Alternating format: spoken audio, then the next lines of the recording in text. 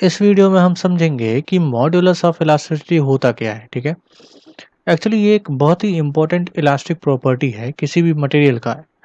In fact engineering material का अगर मैं बोलूँ तो ज़्यादा सही होगा। ओके, इंजीनियरिंग मटेरियल का मतलब ये होता है कि जिसका यूज हम मोस्टली इंजीनियरिंग एप्लीकेशंस में करते हैं, जैसे कि रेलवे ब्रिज हो गया, बहुत सारी मशीन्स जो अपने डेली लाइफ में देखते हो, या फिर जो एक्चुअल में रियलिस्टिक में प्रैक्टिकली में होते हैं मशीन्स में, तो जो भी उसमें मैकेनिकल कंपोनेंट होता है उन सब में हम मॉड्यूलस ऑफ इलास्टिसिटी प्रॉपर्टी होता है, एक इलास्टिक प्रॉपर्टी, उसका यूज करते हैं। ठीक है, तो ये एक बहुत ही इंपॉर्टेंट प्रॉपर्टी होता है। तो समझते हैं ये होता क्या है। ओके, तो सबसे पहले एक बेसिक सा मैं ये बताना चाहता हूँ कि मॉडुलस ऑफ इलास्टिसिटी जिस भी मटेरियल का जितना ज़्यादा होता है उसमें डिफॉर्मेशन उतना ही कम होता है।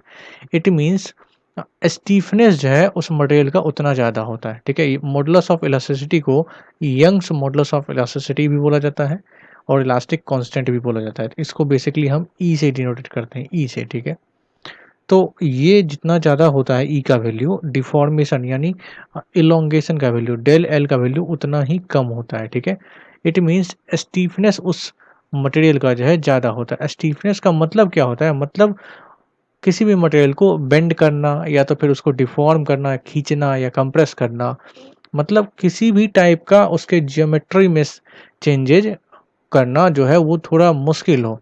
ठीक है, स्टिफनेस एक टाइप का रेजिस्टेंस है ये। ठीक है, रेजिस्टेंस।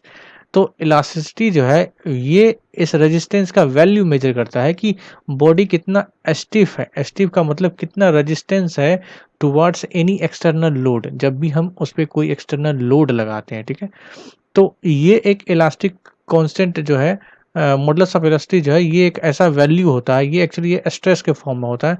अगर इसका यूनिट देखोगे तो ये मेगा पास्कल या गीगा पास्कल के टर्म में होता है। ठीक है, जो स्ट्रेस का वैल्यू होता है, जो स्ट्रेस का यूनिट होता है, सेम होता है। तो इसका मतलब सिंपल सा ये हुआ कि ये जितना ज़्यादा होगा स्टीफनेस उतना ज़्यादा, मतलब उस बॉडी का रेजिस्टेंस उतना ही ज़्यादा होगा। अगर किसी भी टाइप का उसमें डिफॉर्मेशन करने जाओगे तो तुम्हें ज़्यादा फोर्स लगाना पड़ेगा। ठीक है, अगर इसी चीज़ को हम इससे समझे तो ये तुम्हारा स्ट्रेस और स्ट्रेन डायग्राम है, और ये बेसिकली माइल्ड स्टील का है। और माइल्ड स्टील का जब हम स्ट्रेस स्ट्रेन डायग्राम प्लॉट करेंगे तो वो कुछ इस टाइप का आएगा। ठीक है, इसमें जो यहाँ अप टू दिस पॉइंट ये इलास्टिक लिमिट पॉइंट है, इलास्टिक इलास्टिक पॉइंट है। तो यहाँ इसके पहले का जो रीजन आता है ये प्लास्टिक रीजन आता है, और ये येलो कलर का जो यहाँ पे रीजन दिख रहा है ये है, सॉरी, ये रीजन जो है ये इलास्टिक रीजन है, और ये रीजन जो है ये प्लास्टिक रीजन है। ठीक है, तो यहाँ पे जो मॉडुलस ऑफ इलास्टिसिटी होता है उसको हम यहाँ से समझ सकते हैं। इस रीजन में प्रोपोर्शनलिटी लिमिट तक स्ट्रेस स्ट्रेन के बीच में जो स्लोप होता है, इनफैक्ट मैं कहूँ तो यहाँ तक इलास्टिक लिमिट तक का भी ले सकते हैं, ऑलमोस्ट सेम होता है, थोड़ा बहुत डिफरेंट होता है। अगर मैं एक्यूरेट बात करूँ, एग्जैक्ट, तो वो प्रोपोर्शनल लिमिट तक का स्लोप होगा। अगर हम एवरेज लें तो वो इलास्टिक लिमिट तक का भी स्लोप ले सकते हैं। और ये माइल्ड स्टील के केस में दोनों चीज़ें अलग अलग दिख रहा है इतना, बट अगर कोई अनदर मटेरियल का अगर हम स्ट्रेन डायग्राम लेंगे तो उसमें इलास्टिक पॉइंट और ये प्रोपोर्शनल पॉइंट अलग अलग दिखता भी नहीं है, दोनों अलग ही दिखता है। ठीक है, तो ये जो स्लोप होता है स्ट्रेस स्ट्रेन डायग्राम का, ये स्लोप यहाँ से लेके यहाँ तक का स्लोप, ये स्लोप हमारा इलास्टिक लिमिट इंडिकेट करता है, इलास्टिक लिमिट। और इसका अगर प्रैक्टिकल मीनिंग देखो तो इलास्टिक लिमिट और इलास्टिक रीजन का वो ये होता है, मतलब अगर मैं एटॉमिक लेवल पे बात करूं तो जैसे कि ये कोई मटेरियल हुआ हुआ जो कि बना हुआ है बहुत सारे एटम से मिलके बना हुआ है। ठीक है, और इसके बीच में इंटर एटॉमिक बॉन्ड्स रहता है स्प्रिंग के फॉर्म में। ठीक है, स्प्रिंग के फॉर्म में इनके बीच में बॉन्ड्स बने होते हैं।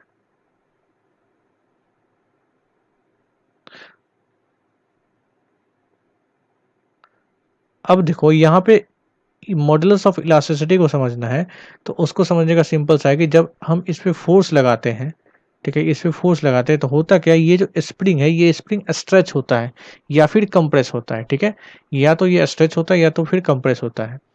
नाउ एक लिमिट होता है। ठीक है, उस लिमिट तक, जिस लिमिट तक ये स्प्रिंग जो है अगर तुम इसको स्ट्रेच करो तो कंप्रेस होके फिर से उसी सेम शेप में आ जाए। जैसे स्प्रिंग में तुमने देखा होगा जब दबाओ तो फिर उसके बाद वो फिर से सेम शेप में आ जाता है जैसे ही हम फोर्स को हटा देते हैं, ठीक है। सिमिलरली एटम्स के बीच में भी होता है, इसका बॉन्ड जो है वो एक स्प्रिंग के टाइप वर्क करता है। जैसे ही हम फोर्स लगाते हैं तो वो कंप्रेस होता है या फिर स्ट्रेच होता है, और फिर फोर्स हटाने के बाद वो इनिशियल जो उसका शेप था उसी को वो ऑक्युपाई कर लेता है, ठीक है। तो ये सिर्फ और सिर्फ इलास्टिक रीजन तक होता है। इसका मतलब ये हुआ कि स्ट्रेन जो है उसमें डिफॉर्मेशन जो है एक सर्टेन लिमिट तक ही होना चाहिए, और स्ट्रेस का वैल्यू जो है वो भी सर्टेन लिमिट तक ही होना चाहिए, ठीक है। अगर स्प्रिंग को तुम ज़्यादा खींच दोगे, अगर ज़्यादा स्ट्रेच कर दोगे तो होगा क्या, परमानेंट डिफॉर्मेशन। कभी-कभी स्प्रिंग को अगर ज़्यादा खींच दोगे तो पता चला स्प्रिंग जो है वो बिल्कुल सीधा हो जाता है या फिर लंबा खिंच जाता है। तो फिर इस रीजन में चला जाएगा, ये इस रीजन में, ठीक है। तो यहाँ पे देखो ये स्प्रिंग जो है ये कितना स्टिफ है, मतलब ये स्प्रिंग कहाँ तक खींचने के बाद फिर से अपना शेप को रीगेन कर लेगा, that is called stiffness of the ring. और ये स्टीफनेस का वैल्यू जो है हम इलास्टिक कांस्टेंट के टर्म में बताते हैं। ये इलास्टिक कांस्टेंट है जो है यंग्स मॉडुलस ऑफ इलास्टिसिटी जो है, ये स्टीफनेस का वैल्यू बताता है, वैल्यू। इस स्टीफनेस का एक न्यूमेरिकल रिप्रेजेंटेशन है मॉडुलस ऑफ इलास्टिसिटी, समझ लो तो, ठीक है। जिसके बाद की ये जो स्प्रिंग है फिर से वापस अपने शेप पे चला जाएगा, ओरिजिनल शेप पे, यानी कि बॉडी जो है अपने ओरिजिनल शेप को रिगेन कर लेगा। तो ये बेसिक है यंग्स मॉडुलस ऑफ इलास्टिसिटी का, ठीक है। कुछ इंपॉर्टेंट पॉइंट है यहाँ पे इसके बारे में कि it is the ratio of the normal stress to strain. अब सिंपल सी बात है, बाय डिफ़ॉल्ट अगर हम स्ट्रेस स्ट्रेन डायग्राम को यहाँ पे टेन थीटा यानी स्लोप इक्वल टू लिखेंगे तो स्लोप का वैल्यू क्या होता है, ये दिस अपॉन दिस हो जाएगा, ठीक है। वाई अपॉन एक्स, यहाँ पे वाई क्या है सिग्मा, और एक्स क्या है हमारा, एक्स डिफॉर्मेशन है, डिफॉर्मेशन यानी स्ट्रेन, सॉरी यहाँ पे स्ट्रेन है। तो ये देखो तुम्हारा स्ट्रेस अपॉन स्ट्रेन, बट ये नॉर्मल स्ट्रेस है और नॉर्मल स्ट्रेन है, तो यही हमारा हो जाता है क्या, यंग्स मॉडुलस ऑफ इलास्टिसिटी, ठीक है। या इसी को ग्रेडियंट भी बोल सकते हैं, slope of stress strain curve, ठीक है। But with in elastic limit होना चाहिए, ठीक है। It depend upon the material only, not geometry. इसका मतलब क्या हुआ है कि ये जो है सिर्फ और सिर्फ मटेरियल पे डिपेंड करता है, ज्योमेट्री पे नहीं डिपेंड करता है, ठीक है। इसका मतलब ये हुआ कि ये आप नहीं बोल सकते हैं कि जैसे ये क्यूब टाइप का है तो इसका इलास्टिक कांस्टेंट कुछ और होगा, सर्कल टाइप का कोई मटेरियल है सेम तो उसका कुछ और होगा, नहीं। अगर दोनों सेम मटेरियल है तो इसका ज्योमेट्री नहीं डिसाइड करेगा कि इसका इलास्टिक कांस्टेंट क्या होगा। बट स्ट्रेंथ के केस में अगर हम जाएँ तो स्ट्रेंथ वो डिसाइड करता है भाई, ठीक है। वो स्ट्रेंथ डिसाइड करता है कि किस टाइप का शेप है तो आपका क्या कैसा स्ट्रेंथ होगा। शेप में भी ज्योमेट्री में भी डिसाइड होता है, ठीक है। बट इसके केस में ऐसा कुछ नहीं होता, ठीक है। नेक्स्ट है it depend upon inter atomic bond between the atoms of material. जैसे कि मैंने यहाँ पे देखो अच्छे से आपको समझाया कि स्प्रिंग की तरह ये एटॉमिक बॉन्ड होता है, और हम खींचते हैं तो इस स्प्रिंग में स्ट्रेच होता है या फिर कंप्रेशन होता है, और उसके बाद ये स्प्रिंग फिर से अपनी शेप को रीगेन कर लेता है, ठीक है। तो इसलिए हम ये बोल सकते हैं कि जो ये इलास्टिक कांस्टेंट है, यानी कि ये मॉडुलस ऑफ इलास्टिसिटी है, ये इंटर एटॉमिक बॉन्ड पे डिपेंड करता है, ठीक है। अगर इसी केस में यहाँ पे क्या करो, यहाँ पे कार्बन का जैसे कि एक फेमस एग्जांपल है किसका, इसका मैं बता देता हूँ। माइल स्टील का, अगर माइल स्टील का बात करो तो ये जो है 200 जीपीए के आसपास होता है, ठीक है। बट अगर इसी में मैं हाई कार्बन स्टील का बात करूँ तो वो तुम्हारा जो है 210 के आसपास होता है, 210 आसपास, ठीक है। तो दोनों में देखो ज़्यादा फर्क नहीं है, इसमें कार्बन कंटेंट जो है 0.2 से लेकर 0.4% के आसपास होता है। एक्चुअली इससे भी कम ही होता है माइल्ड में, 0.4 नहीं हो गया, 0.2 के आसपास होता है। बट हाई कार्बन स्टील में जो है ये ऑलमोस्ट तुम्हारा 1.2, ठीक है, 1 या 2 के आसपास चला जाएगा, इसके बीच में। देखो कार्बन कंटेंट बढ़ा देने से भी, यानी ये जो एटम्स था और इसके बीच में जो स्प्रिंग बना हुआ था, जो बॉन्ड जो स्प्रिंग था, अगर हम इसको यहाँ से हटा करके यहाँ पे कार्बन भी दे दें तो उससे ज़्यादा फर्क नहीं पड़ रहा है, बिकॉज जो रोल प्ले करता है मॉडुलस ऑफ इलास्टिसिटी में वो ये इसके बीच का बॉन्ड रोल प्ले करता है, ठीक है। इंटर एटॉमिक बॉन्ड स्प्रिंग के टाइप जो होता है ये बॉन्ड, ठीक है, ये रोल प्ले करता है, ना कि एटम रोल प्ले करता है बस। बट स्ट्रेंथ के केस में ये एटम रोल प्ले करता है, ठीक है।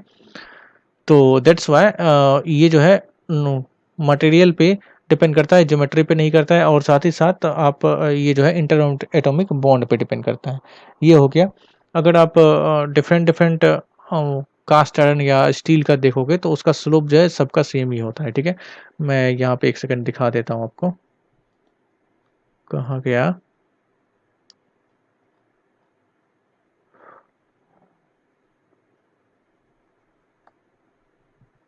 मिल जा भाई।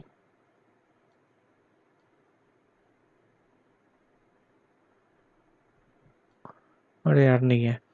देखो मैं यहीं पे बना के दिखा देता हूँ। अगर डिफरेंट डिफरेंट देखोगे तो इस तरह से हो जाएगा। ये अगर मैं स्टील का लूँ, ठीक है, तो इसी में थोड़ा सा चेंजेज हो जाएगा ऐसे करके। इसी में हाई कार्बन स्टील का थोड़ा और ऊपर जाके ऐसे करके हो जाएगा, ठीक है। माइल्ड स्टील का अगर हम बात करेंगे तो वो यहीं से ऐसे ऐसे करके हो जाएगा, ठीक है। तो थोड़ा बहुत चेंजेज करके अगर आप कार्बन का परसेंटेज का वैरी करोगे तो थोड़ा बहुत चेंजेज होगा, बट एक्चुअल जो स्लोप होगा वो सेम ही रहेगा, मतलब इलास्टिक कांस्टेंट वैल्यू सेम ही रहेगा। कार्बन कंटेंट चेंज होने से कभी भी इलास्टिक कांस्टेंट यानी मॉडुलस ऑफ इलास्टिसिटी जो है वो चेंज नहीं होता, ठीक है। बट यही अगर एल्युमिनियम का बात करूँ तो वो स्लोप जो है उसका कम होता है, ठीक है, यानी उसका जो इलास्टिक मॉडुलस ऑफ इलास्टिसिटी है वो कम होता है। इसका मतलब क्या हुआ, इसमें डिफॉर्मेशन ज़्यादा होगा। अगर टंगस्टन कार्बाइड का बात करूँ तो उसका ज़्यादा होता है स्लोप, ठीक है। टंगस्टन कार्बाइड का स्लोप ज़्यादा होता है, इसका मतलब इसका मॉडुलस ऑफ इलास्टिसिटी जो है वो ज़्यादा होगा, इसका मतलब इसमें डिफॉर्मेशन वेरी नॉमिनल होगा, ठीक है। अगर रबर की बात करो तो उसमें बहुत ज़्यादा होता है, ठीक है, डिफॉर्मेशन बहुत ज़्यादा होता है, इसका जो ई का वैल्यू है वो बहुत कम होता है, ठीक है। तो होप ये इलास्टिक मॉडुलस ऑफ इलास्टिसिटी जो है वो आपको क्लियर हुआ होगा, ठीक है। और ये जो है टेंसाइल टेस्ट का है तो इसके बारे में पता ही होगा आपको। तो होप आपको क्लियर होगा। Thank you so much and good luck.